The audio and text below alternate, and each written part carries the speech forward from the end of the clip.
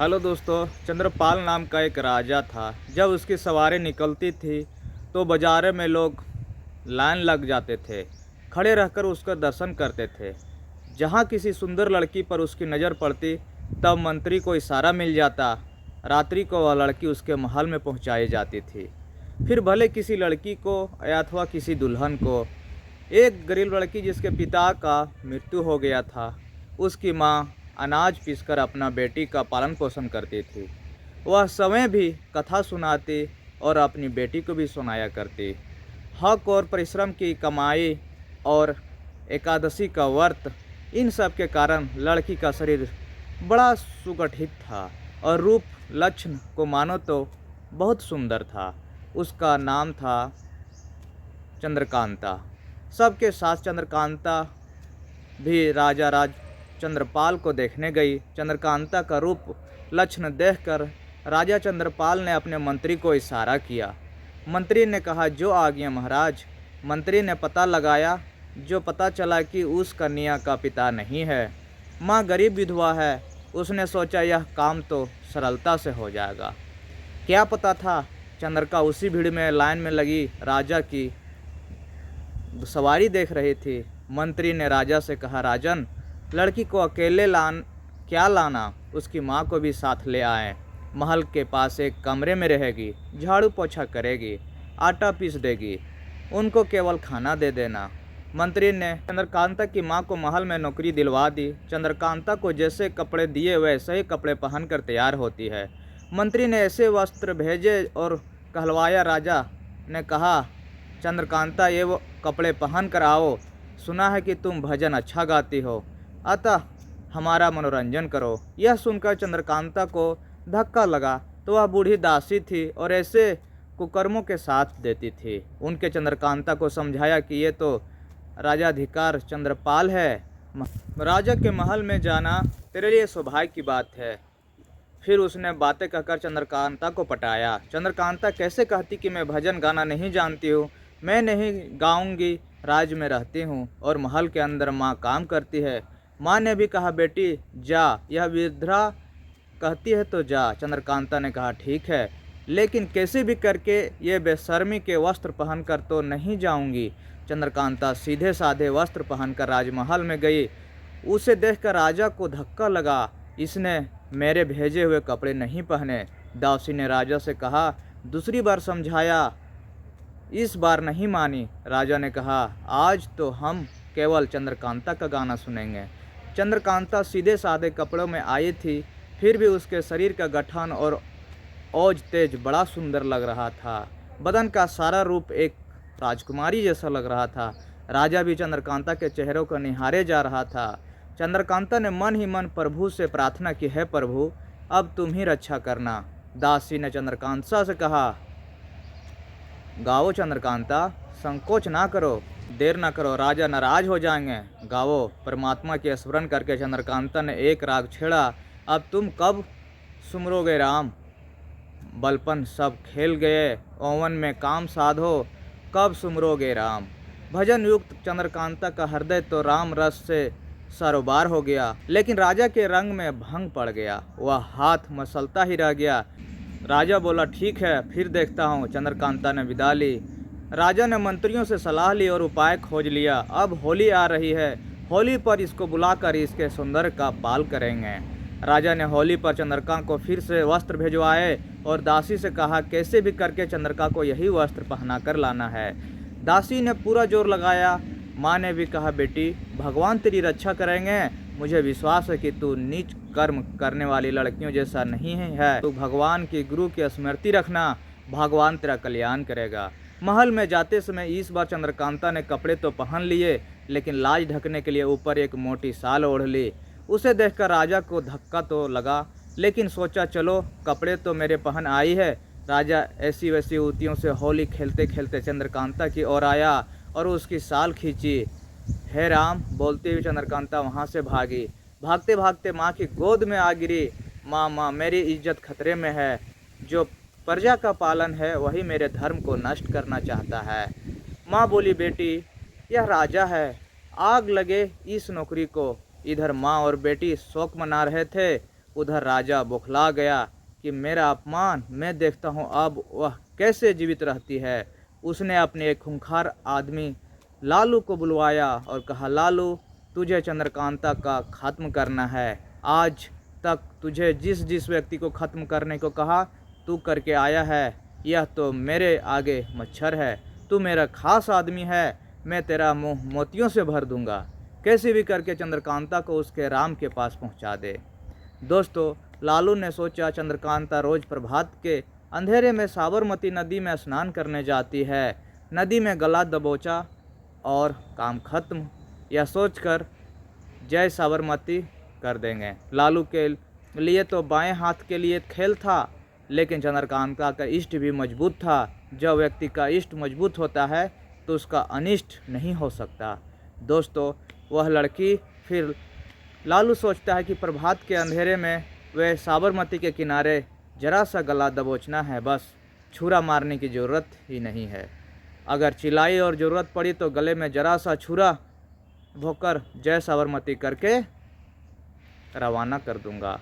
लालू ने उसके आने जाने के समय की जानकारी ली। वह एक पेड़ की ओट में छुप कर खड़ा हो गया।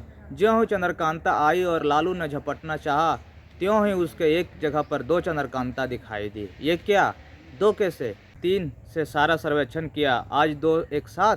खैर, देखता हूँ क्या बात है। अभी तो दोनों को नहाने दो। बात नहाकर वापस जाते समय उसे एक ही दिखाई दी। लालू सोचता है कि वह मेरा भ्रम था। वह ऐसा सोचकर जहाँ शिवलिंग था उसी के पास वाले पेड़ पर चढ़ गया कि यहाँ आएगी शिवलिंग को पानी चढ़ाने, तब उस पर कर दूंगा उसका काम तमाम। उस पेड़ से लगा हुआ बिलपत्र का एक पेड़ था। चंद्रकांता साबरमती में नहाकर शिवलिंग पर पानी चढ़ाने आई। हलचल से 2-4 बिलपत्र गिर पड़े। चंद्रकांता बोली, है प्रभु, सुबह सुबह ये बिलपत्र जिस निमित्त से गिरे हैं, आज के स्नान और दर्शन का फल मैं उसके कल्याण के निर्मित अर्पण करती हूँ। मुझे आपका सुमरन करके संसार की चीज़ नहीं चाहिए, मुझे तो केवल आपकी भक्ति की पानी है। लालू छलांग मारकर उतरा तो सही, लेकिन गला दबोचने के लिए नहीं। लालू ने कहा, लड़की, राजा ने तेरी हत्या करने का काम मुझे सौंपा था। मैं भगवान की कसम खाकर कहता हूँ कि मैं तेरी हत्या के लिए छुरा तैयार करके आया था, लेकिन तू अनदेखे हथियारे का भी कल्याण करना चाहती है। ऐसी कन्या को मारकर मैं भगवान को क्या मुंह दिखाऊंगा, इसलिए आज से तू मेरी बहन है। उस लाली ने हथियारे ने उसे बहन मान लिया। तू मेरी बात मान और तू यहाँ से भाग जा, इससे तेरी भी रक्षा होगी और मेरी भी। जा, जल्दी भाग जा। चंद्रकांता को लालू के द्वारा मानो उस इष्ट की ही प्रेरणा दे रहा था। चंद्रकांता भागती भागती बहुत दूर निकल गई। जब लालू को लगा कि अब यह नहीं लौटेगी, तब वह नाटक करता हुआ राजा के पास पहुंचा और बोला, महाराज, काम हो गया। वह तो मच्छर थी, जरा सा गला दबाने के काम में वो तमाम हो गया। राजा ने लालू को ढेर सारी अशरफियाँ दी। लालू उन्हें लेकर चंद्रकांता की माँ के पास गया और उसको सारी घटना बताते हुए कहा, मैंने तेरी बेटी को अपनी बहन माना है। मैं क्रूर, कामी, पापी था, लेकिन उससे मेरा दिल बदल दिया। अब तू नाटक कर कि आज मेरी बेटी मर गई, इससे तू भी बचेगी, तेरी बेटी भी बचेगी और मैं भी बचूंगा। तेरी बेटी का इज्जत लूटने का षड्यंत्र था, उसमें तेरी बेटी नहीं फंसी तो उसकी हत्या करने का काम मुझे सौंपा था। तेरी बेटी ने महादेव से प्रार्थना की, जिस निमित्त से बेलपत्र गिरे हैं उसका भी कल्याण हो, मंगल हो। माँ, मेरा दिल बदल गया। तेरी बेटी मेरी बहन है। तेरा यह खूंखार बेटा तुझसे प्रार्थना करता है कि तू नाटक कर ले। मेरी बेटी मर गई है, वह अब मुझे नहीं मिलेगी, नदी में डूब गई। ऐसा करके तू भी यहाँ से भाग जाना। चंद्रकांता की माँ भाग निकली। उस कामी राजा ने सोचा कि मेरे राज की एक लड़की मेरे अवज्ञा करे, अच्छा हुआ मर गई। उसकी माँ भी अब ठोकरें खाती रहेगी। दोस्तों, उधर चंद्रकांता को भागते भागते रास्ते में माँ काली का एक छोटा सा मंदिर मिला। उसने मंदिर में जाकर प्रणाम किया। वहाँ की पुजारन माया ने देखा कि क्या रूप है, दोस्तों, क्या सौंदर्य है और कितनी नम्रता है। उसने पूछा, बेटी कहाँ से आई हो? चंद्रकांता ने देखा कि एक माँ तो छूटी, अब दूसरी माँ बड़े प्यार से पूछती है। चंद्रकांता रो पड़ी और बोली, मेरी कोई नहीं है, मैंने अपने प्राण बचाने के लिए मुझे भागना पड़ा। ऐसा कहकर चंद्रकांता ने सब बता दिया कि मेरे साथ क्या हुआ। माया बोली, मेरी काली माँ ने मेरे घर पुत्री भेजी दी बेटी।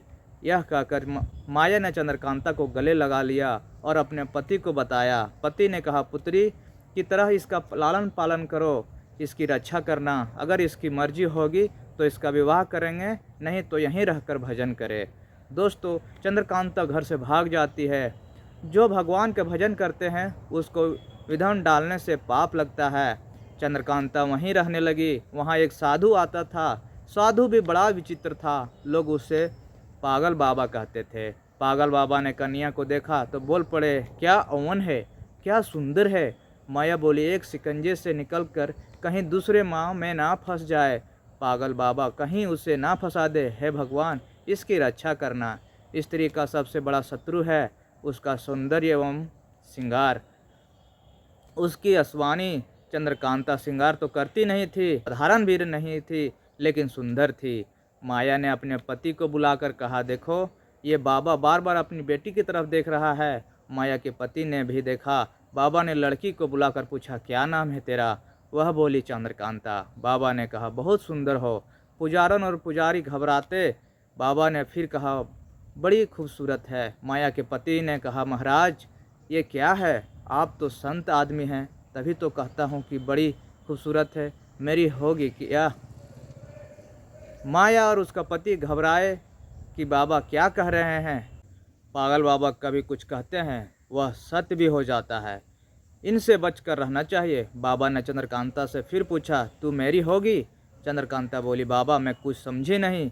बाबा बोले, तू मेरी राधिका बनेगी, मेरे रास्ते चलेगी? चंद्रकांता बोली, कौन सा रास्ता? बाबा बोला, अभी दिखाता हूँ। माँ के सामने एकटक देखा। माँ, तेरे रास्ते ले जा रहा हूँ, चलती नहीं है, तू समझा माँ। लड़की को लगा कि यह सचमुच पागल है। बाबा ने मामा और पति से कहा, यह बहुत खूबसूरत आत्मा है। इसके बाहरी सौंदर्य पर राजा मोहित हो गया था।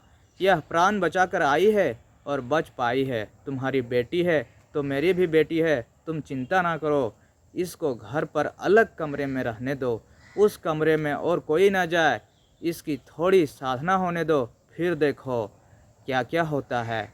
इसकी भक्तियों को जगने दो। बाहर से पागल दिखता हूँ बच्चे। महाराज आप इतने सार्थक हैं, धनी हैं, यह हमें पता नहीं था। इस तरह कई महीने बीते। चंद्रकांता की साधना बढ़ती गई। अब तो वह बोलती है कि लोगों के हृदय को शांति मिलती है। चंद्रकांता का अश्व फैला। यह फैलते फैलते साबरमती के जिस पार से वह आई थी उस पार पहुंचा। लोग उसके आसपास जाते रहते। एक दिन लालू ने पूछा, आप लोग इधर से उधर उस पार आते जाते हो, एक दो दिन के बाद आते हो, क्या बात है? लोगों ने बताया, उस पार माँ काली का मंदिर है। वहाँ बाबा ने किसी लड़की से कहा, तू तो बहुत सुंदर है, श्यामी है, उस पर कृपा कर दी। अब वह जो बोलती है उसे सुनकर हमें बड़ी शांति मिलती है, बड़ा आनंद मिलता है। अच्छा, ऐसी लड़की है? उसको लड़की मत कहो लालू, लोग उसको माताजी कहते हैं। पुजारन और पुजारी भी उसको माताजी कहते हैं। क्या पता कहाँ से वह स्वर्ग की देवी आई है। अच्छा, तो अपन भी चलते हैं। लालू ने आकर देखा तो जिस माताजी को लोग माथा टेक रहे थे वही लड़की चंद्रकांता थी, जिसको वह वहाँ से भगाया था, जिसको मारने के लिए मैं गया था और उसने मेरा हृदय परिवर्तित कर दिया था। जानते हुए भी लालू अनजान होकर रहा। उसने हृदय को बड़ी शांति मिली। इधर राजा को मानसिक अशांति हो गई। भक्त को कोई सताता है तो उसका पुनः नष्ट हो जाता है, इष्ट कमज़ोर हो जाता है। उधर देर सवेर उसका अनिष्ट होना शुरू हो जाता है। राजा को मस्तिष्क में बुखार आ गया। उसके दिमाग में चंद्रकांता की वही पंक्तियाँ घूमने लगी, कब सुधरेंगे राम। उन पंक्तियों को गाते गाते वह रो पड़ा। हकीम वैद्य साहब ने हाथ धो डाले और कहा, राजन अब हमारे बस की बात नहीं है। लालू ने सोचा, यह चोट कहाँ से लगी, वहीं से ठीक हो सकता है। लालू मिलने गया और पूछा, महाराज क्या बात है? लालू, वह स्वर्ग की परी कितनी सुंदर गाती थी, मैंने उसकी हत्या करवा दी। मैं अब किसको बताऊं? अब मैं ठीक नहीं हो सकता हूं। लालू ने कहा, महाराज अगर आप ठीक हो जाएं तो। राजा ने कहा, अब नहीं हो सकता, मैंने उसकी हत्या करवा दी है। लालू, उनसे कितनी सुंदर बात कही, झूठी काया झूठी माया आखिर मौत। निशान। कहत कबीर सुनो भाई, साधो जीव 2 दिन का मेहमान, कब सुमरोगे राम। साधो और मैंने उसकी हत्या करवा दी, मेरा दिल जल रहा है। कर्म करते समय यदि यह विचार किया होता तो ऐसा नहीं होता। मैंने कितने पाप किए हैं। लालू के हृदय नॉर्मल हो जाता है। राजा को अगर उस देवी की कृपा मिल जाए तो वह ठीक हो सकता है। वैसे यह राज तो अच्छा चलना चाहते दबंग है। पाप कर्म के कारण इसको जो दोष लगा है वह अगर धुल जाए तो लालू बोला, महाराज अगर वह लड़की कहीं मिल जाए तो मैं अवश्य। राजा बोला, कैसे मिलेगी। लालू बोला, जीवन दान मिले तो मैं बताऊंगा। अब वह लड़की नहीं रही। पता नहीं साबरमती माता ने उसको कैसे गोद में ले लिया और वह जोगन बन गई है। लोग उसके कदमों में अपना सिर झांकते हैं। राजा ने कहा, क्या बोलता है, जोगन बन गई है, वह मरी नहीं है। लालू बोला, नहीं महाराज, तूने तो कहा था मर गई। लालू बोला, मैंने तो गला दबाया और जहाँ मर गई होगी लेकिन आगे निकल गई, कहीं चली गई। साधु बाबा की मेहरबानी हो गई और मेरे को लगता है कि वही चंद्रकांता है। राजा ने कहा, लालू मुझे ले चल, मैं उसके कदमों में अपने दुर्भाग्य को सौभाग्य में बदलना चाहता हूँ। राजा पहुँचा और उसने पश्चात के आंसुओं से चंद्रकांता के चरण धो दिए। बहुत रोया। चंद्रकांता ने कहा, भैया इंसान गलतियों का घर है, भगवान तुम्हारा मंगल करे। राजा बोला, देवी मेरा मंगल भगवान कैसे करेंगे, भगवान मंगल भी करेंगे तो किसी गुरु के द्वारा। देवी तू मेरी गुरु है, मैं तेरी शरण आया हूँ। राजा चंद्रकांता के चंतों में गिरा, वहीं चंद्रकांता का प्रथम शिष्य बना। राजा को चंद्रकांता ने गुरु मंत्र की दीक्षा दी। चंद्रकांता की कृपा पाकर राजा भी धन्य हो गया और लालू भी। दूसरे लोग भी धनभागी हुए। अगर उस लड़की में धर्म के संस्कार नहीं होते तो नाच गान करके राजा का थोड़ा प्यार पाकर समय भी नरक में मच मरती और राजा भी पच मरता। लेकिन उस कन्या ने स्वयं रखा तो आज उसका शरीर तो नहीं है, लेकिन चंद्रकांता का सुवंश यह प्रेरणा जरूर देता है कि आज की कन्याएं भी अपने ओज तेज और स्वयं की रक्षा करके अपने ईश्वर प्रभाव को जगाकर महान आत्मा को शांति कर सकती है। दोस्तों, वीडियो अगर आपको थोड़ा सा भी पसंद आए तो लाइक शेयर और मेरा चैनल को सब्सक्राइब करना नहीं भूलें। तब तक के लिए नमस्कार।